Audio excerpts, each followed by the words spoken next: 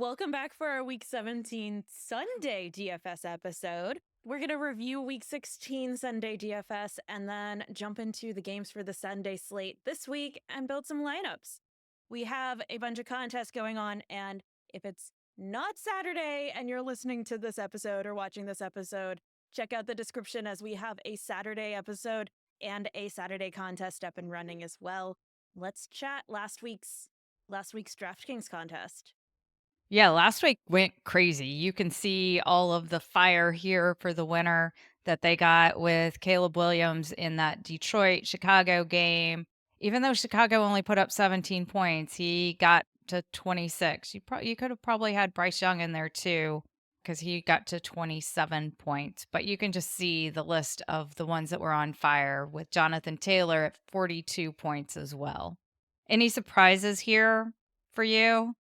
Honestly, I'm just surprised about how much this person was able to fit in. They went very cheap with the Diami Brown, which we saw Zacchaeus have a great game and be a very cheap punt option, but looked like this person really just needed every savings they could get with getting Gibbs, Connor, and Taylor, and Justin Yeah. Jefferson slotted into that. And Keenan Allen. So, So yeah. he just went a crazy amount of star power, really, and then Taylor had a great bounce back game, and Justin Jefferson has been dominant recently. And then Caleb Williams did enough in that second half. So you Yep. put him down 17 points, he's going to score some fantasy points. This is true. Anything that you want to note, big overview of all of the games before we jump in? I know we're going to be talking motivation and how people winning in other games is going to impact how other games are played, if people Yes. even try. We are deep enough in the season now where everyone has their minds looking towards playoffs. So we'll touch bases on what are these teams playing for? Are they playing for their jobs? Are they playing for playoff hopes? What do they actually want to showcase to try to lead us to better plays this week?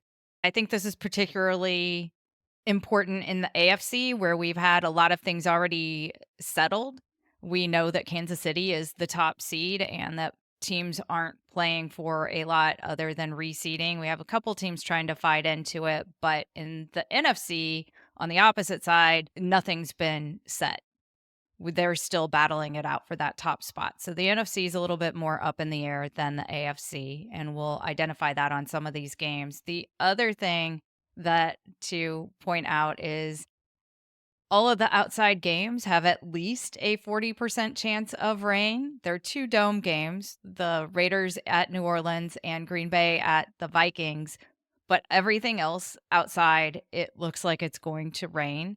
And I know we go through this in over under order. So one of the things that I pulled was in 51% of the games this year overall, they've hit the over. Pretty much what we would expect out of Vegas to be a 50-50. When it rains, they only hit the over 41% of the time. It's a pretty significant difference. So we will be cautious in some of these rain games, especially when they have the higher over-unders. Let's jump into the first one where Carolina is heading to Tampa Bay, and Tampa Bay is favored by 7.5. Over under is 49.5. This is an outdoor game, so it falls into that rain chance. Carolina's been looking very different the last couple of weeks. What do y'all like here? They're finally putting it together, and we don't really have to worry about their motivation. They've been eliminated from the playoffs for a while, and they keep fighting because they want to showcase that they're the pieces moving forward with this team to build around. Bryce Young has been looking really good, and when we saw these teams play a couple of weeks ago, they gave a show, went into overtime, and Bryce Young had one of his better games. I also want to bring up a key aspect for this is incentives and contract incentives. So Mike Evans is known for his 1,000-yard streak. The last time he didn't get 1,000 yards, he was in high school, and it was his first year ever playing football. So my money is he's going to do it again. He needs 180 yards in these next two games to get that done, and he also has a money in his contract if he has 1,000 yards for a bonus. I think the team loves him. I think Tampa Bay loves him and wants to do everything they can to get him that. So I expect him to see double-digit targets to try to get him in that spot.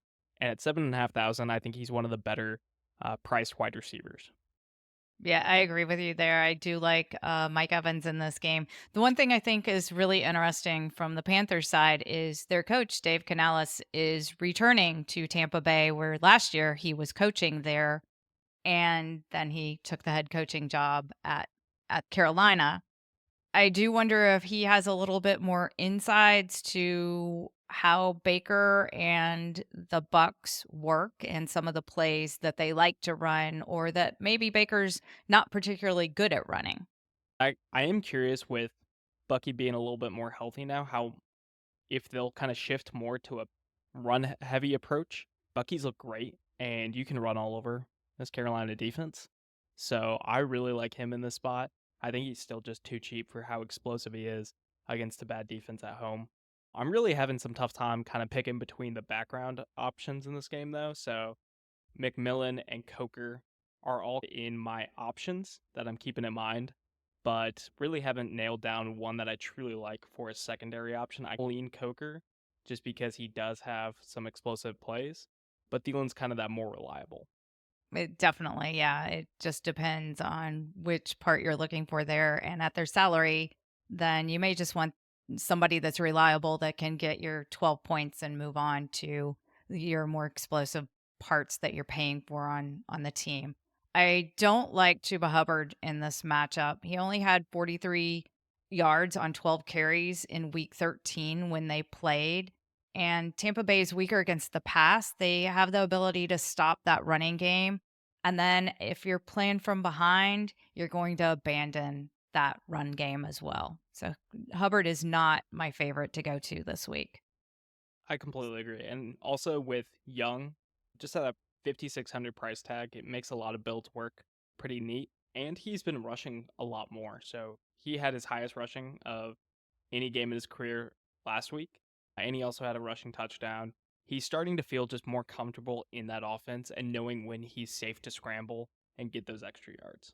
So y'all would consider a young Thielen or maybe a young Coker stack of some sort? Yeah. This is I would. the strategy with picking Young is that you say him and Baker are about equal, and he's the cheaper option. He's the cheapest quarterback pretty much on the slate that I care to go to. Yeah. Well, let's move on to the next game, Green Bay at Minnesota, where Minnesota's favored by 1.5. Over under is 48.5. I think both the quarterbacks in this game are probably way more expensive than Young. They definitely are. Yeah. But for good So the reason. first Yeah, the first time that they met, Love passed for 389 yards, but that was week 4. A lot of things have changed since week 4. Yeah, they were chucking it in that game. They had 4 combined interceptions. I think they had 7 combined passing touchdowns. It was an exciting one, and I am very happy that this game isn't a dome and we're not seeing another Green Bay game in December. I like all the parts of this game. I think it just comes down to who can you afford. I'm not super crazy about ever going to a Green Bay wide receiver, but some of them are a little bit interesting in this one. I think the one thing gives me a lot more confidence for the Green Bay wide receivers in this matchup is how stout the Minnesota defense is for rushing. I Jacobs has been amazing the past few weeks, but I think that'll correct this week against a really good rushing defense, and they'll spread it more to Jaden Reed. Even for options, Watson's been a little banged up, so we might see a little bit more play for Dontavian Wicks. Yeah, I think that Watson may end up not playing, but we'll have to watch the injury reports. If he's out and we at least get it down to 3 instead of 4, I like taking a chance a little bit more. Yeah, and then you just have the best home wide receiver ever in Justin Jefferson at 8.3. Projects great for the spot. So Definitely Addison does as well. do you think a Darnold Jefferson stack would be worth the price there, or looking around at other things here? I mean, we saw that a couple weeks ago when it was that week where Josh Allen stole his thunder after having a 50-point game, but we saw multi-touchdown games to both Addison and Jefferson. So I think it's always in play. I like more of the Green Bay side and just getting Jefferson and saying it's more focused on the Minnesota side. That's how I've been building it. Let's move on to the Jets at Buffalo, where Buffalo is favored by 10.5. Over under is 46. this is an outdoor game in Buffalo in December, and there's a chance of rain. There's Yeah, more It's than not a chance snow? of rain. That it's not snow. Everything's warm on the East Coast this weekend, which is kind of the good news for the rain situation. I think this is our coldest one, and there's a 91% chance of rain and 14-mile-an-hour winds. So this is definitely our worst of the weather games. And does anyone have anything to be playing for here? No, I kind of hate that game. Hate this game for that reason because with Kansas City winning on Christmas, Buffalo is locked at that number 2 seed. They can't do Yeah. anything to change that, and the Ravens can't catch them, or no other team in the NFC can or AFC can catch Buffalo, so they're just locked at the number 2 seed. Their only motivation is maybe they want to get Josh Allen the MVP and showcase him, Does he but not already have it? I don't know, between him and Jackson. Jackson's been making a run recently. He Um, has. Would they so pull Allen early? Because Allen's been Yeah. pretty banged up and could use probably a little bit of lighter if I'm the I would coach, give him a parachuted break. time. I'm not doing any designed runs for him, and I'm kind of mentioning in his ear, it's like, hey, just throw it away if it's not there. Like, Yeah. Then so I'm I pulling don't, him at halftime, probably. I yeah, I you don't need to win this game. Next week you'll maybe get a better weather game when you have to go play in New England. You don't have difficult matchups either week. You can take your practice and just stay healthy or get healthy. yeah. I think there's Yeah. only real interest on the Jets side. You know, running backs against Buffalo have been a success all year, especially if Buffalo doesn't really care to stop them. And uh, Buffalo is giving up the fifth most passing touchdowns per game. And we know Aaron Rodgers wants to prove he's still great. Maybe there's a little interest in Aaron Rodgers or Devontae Adams, but Devontae Adams at 7,100 is a little rough for a game in a rain, I think. yeah, I think this is going to be a gross game. I think we're going to see some backup running back play from the Bills, and even see a little bit more Ray Davis. And they've even had like a third running back kind of entering the mix every now and then. I think this is going to be run out the clock. Hopefully, give a show to the home crowd and get the win in a closer game than the 10.5 point spread that Vegas initially set it at. Well, let's continue on then to Dallas at Philadelphia, where Philadelphia is favored by 9.5. Over under is 41.5. What is their motivation here? I Again, think it's raining. there is And motivation for that defense to show up after they gave that game away to Washington last week. And Philly still hasn't locked up their division. If they lose out and Washington wins out, then they could lose the division. So they want to lock it up this week, especially against the division rivals. But Dallas is already benching CeeDee Lamb for the season. So you're telling me that yeah, because the Philadelphia defense didn't stop Washington last weekend, they could lose and the division this weekend if Washington wins again this weekend? Yeah, they would need two more losses in a row, and Washington to still have 2 more wins. But I think they'll kind of just kill Dallas. At least I like think they will Cooper too. Rush, throw into Brandon Cooks, and that's a really talented defense. I worry what's that Eagles offense gonna have to do to pay off their high end prices for AJ Brown and Saquon. Most of the year, I feel like we just saw the Eagles defense shut down games and they didn't score a whole lot, and neither did their opponent. And they're just happy grinding it out and winning that really close game because they know they're in control and they don't have to score. And I think that this definitely could be another one of those. Yeah. I think it's gonna be similar to with Barkley's outlook at 8.6 thousand. Kind of what we saw from Derrick Henry in the Ravens win is that Derrick Henry looked great in that first half. He was dominant. And then why are you going to make him run up the middle more if you don't need to, if that defense is taking over? I like Barkley. I think he could end up with a 100+ yard game and score, but I just don't see him having that true ceiling outcome to help you win tournaments. And that's with Jalen Hurts maybe not playing with that concussion last week. So we'd have Kenny Pickett in instead. If he Yes, can't battle play. the backups. Yep. Kenny Pickett's hurt too, so Oh. we'll see who ends up playing there. Let's move on to the Colts at the Giants, where the Colts are favored by 8. Over under is 40.5.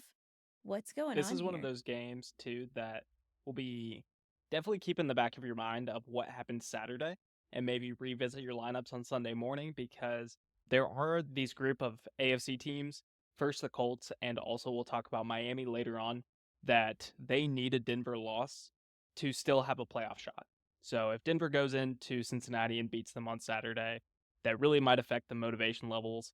But I don't really think it's as important for the Colts because Miami's a little bit more stable for their jobs. The Colts are all playing for next year and to kind of be critical pieces moving forward. Yeah, no one's got a job, I feel like, on the Colts team right now going forward, other than Jonathan Taylor. Who held on to the ball last week. He had a great game. He had a great bounce back game.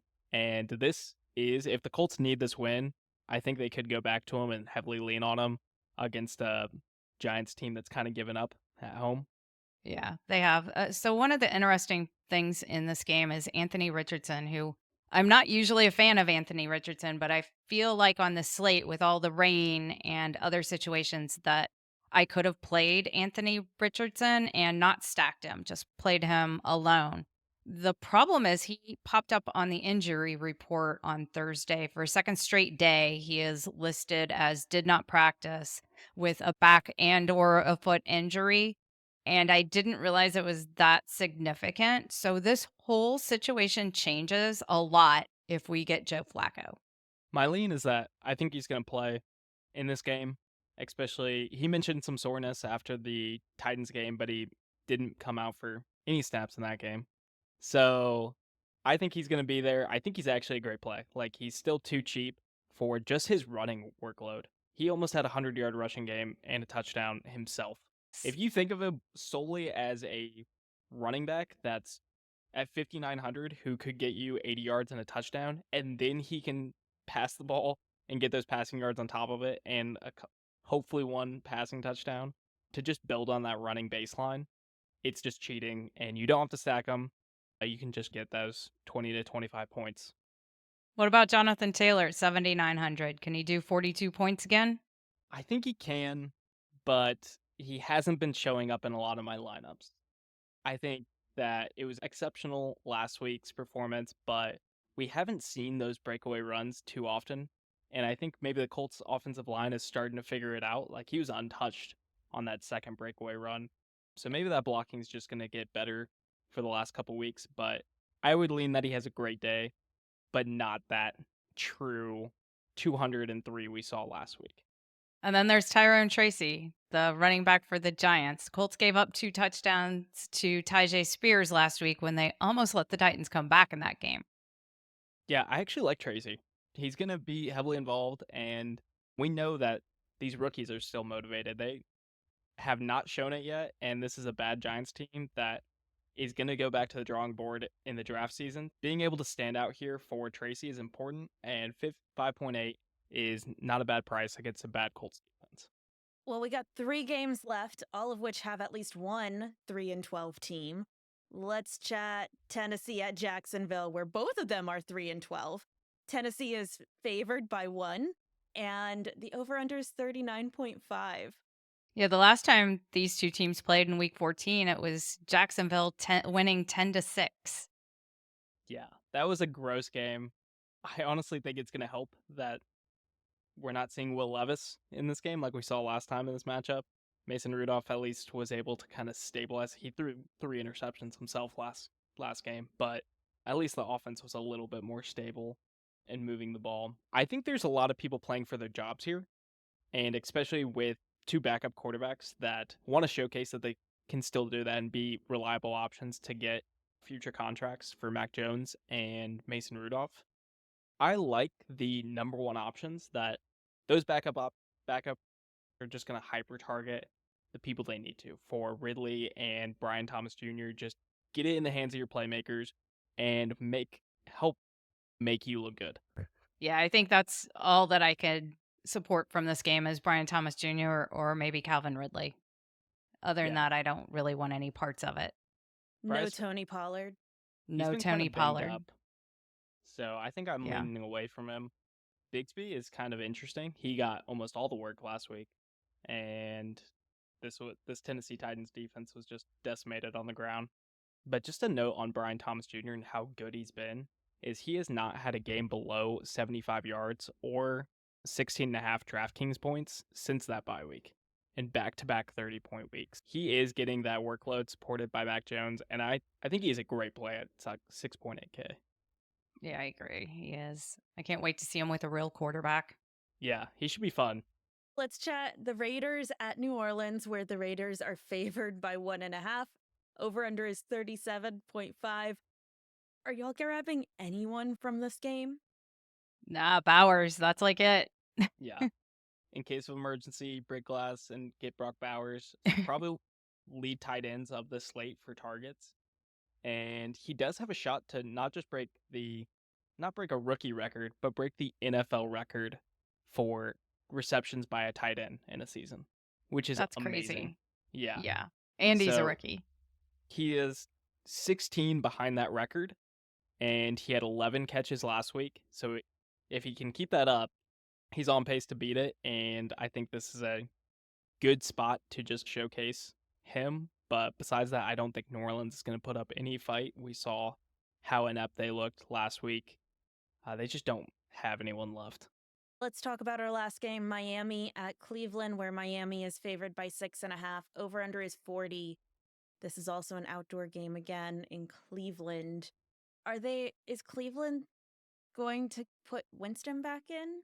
I know we were kind of just talking about how Winston's more fun to watch and DTR threw interceptions. No. They're I not don't going to think give they us are. Winston back. No. Miami, like we were mentioning, their playoff hopes do depend on what happens in that Denver and Cincinnati game. But if they are motivated and they're still trying to make the playoffs, I really like Tyreek Hill for his price. The rest of that team's banged up. If you look at that game and the wide receivers, it's about every single pass catcher has a little red injury designation next to them. But I really like him and Achan coming through if they need a big game. I like Achan, but Miami and Cleveland at the end of December, what could go wrong? Maybe we should take the Browns defense. It is supposed to be 50 degrees, but it's going to be raining. Yeah, it's true. I Not as like much both cold. defenses in this game. Well, let's build a lineup. What are the stacks y'all are going back to? I know we talked a little bit Young, we talked a little bit Darnold, we talked a little bit Baker, Anthony Richards, but I don't think you wanted any of the pass catchers from that game. I don't have a stack that I have to have. I have players that I particularly like, but this is not a slate that I feel that I have to stack. Yeah, I agree. I'm definitely not paying up for any of the options. So Allen, we talked about they're not really playing for anything, and Jalen Hurts, we don't even know if he's going to play. Then the third highest is Baker, and I think I'd rather just have the other side of the ball and save some money with Bryce Young. I'm in on Bryce Young. Who are we going to take a chance and stack him with? On the other side, I do want to lock in Evans. I think Let's he's lock just going in to be Mike Evans. so And targeted. I think we should play Bryce Young with Coker if you want to play with somebody, since this is going to be our tournament lineup. I would take a chance more on Coker to be more explosive than Thielen. Yeah. And one note with that is Leggett is returning this week. He is. Well, we could just play Young by himself and not go here. Let's leave it out. Let's go to running backs. Who are we going to pay for at running back? If we really want to invest it and go fully into this game, I'd say Bucky at 6.7. I love Bucky. I think he's just a smash play. Let's put Bucky's in there. I'm not seeing anyone that I love going down the list, so I kind of want to pay up, and I would pay up probably for Jonathan Taylor. I would agree. All right, so now we got And going back Taylor to that in there. Tampa Bay game, one person we've talked about previously is Cade Otton for that tight end role, but I don't think we're talking about it. We didn't talk about him earlier in this episode. We've been seeing his production decline, haven't we? We have been seeing his production really decline, especially as Jalen McMillan has come up. Yeah, so probably he seemed kind of a different tight necessity end. as the rookie wide receiver was settling into place, but McMillan has stepped up recently. So leading us into tight ends, there isn't too many options that I've seen here. I like either paying up for Bowers or Janu, or falling into that next range and looking at Okonkwo or Hawkinson. I love Okonkwo here. If we look at the game logs for Okonkwo, he last week had 11 targets, and the week before that, 10 targets.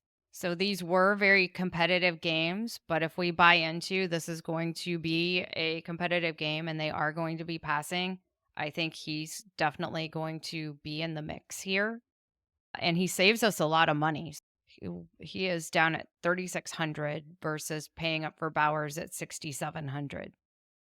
Well, then I like going Okonkwo in this spot, especially that We'll put him in Jacksonville there. defense has not stopped anyone all season long. So we're still kind of slim here, an average of 4,600. Let's lock in a defense and we'll start at the bottom and go the cheapest that we can, which is the Jets. It's an interesting thought. And then the Browns are at 2,400. I do like the Browns. Who else do you like on this list, or do you want to go with one of them? The defenses really matter to me, their motivation. I think I'm very interested in the very cheap options if there's nothing to play for. If there's nothing to play for in that Miami game, then why not take a shot in that Cleveland defense in a rainy game at home? Let's do it.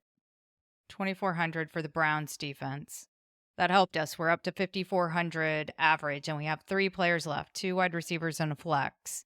So we are looking at some cheaper options now at wide receiver. The only wide receiver we've locked in is Mike Evans.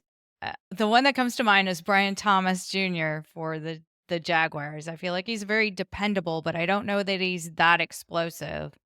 What is his price? I like Brian Thomas Jr. It kind of create like a little mini stack in that game with Okonkwo. And we saw that actually work out a couple times in the Jacksonville. We saw Devontae Adams and Brian Thomas Jr. be a couple key pieces. So I like that little mini correlation.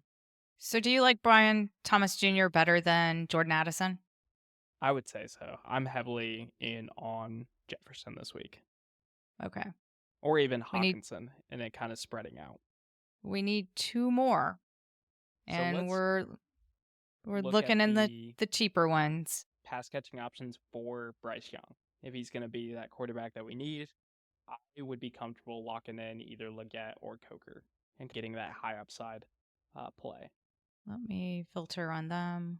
So Leggett is 4,400 and Coker is 4,300. It's really a toss-up. I don't really know what Leggett's status is. If he is expected, he was limited Thursday. Let's go Coker. Let's just go the safer option right now on filming this on Thursday. So now we're left at 5,200. We'll get off the Carolina players. And we need a flex. We could take our dart throw with Romeo Doubs and get a piece of that game in the dome. We can do that. He's in this range. He's definitely going to be the most talented in this price range that I see, unless we drop down to Jalen McMillan. Yeah, McMillan that gives us is a interesting, but I think part of especially this game. leaning with Watson banged up, get us a piece of that Green Bay Minnesota game. Sure. All right. That's it. Well, that wraps us up for our Week 17 DFS Sunday episode. We have our contest up and running and links in the description, as well as our links to our Saturday episode and contest. Happy holidays. We'll see you next week. Enjoy the football this weekend.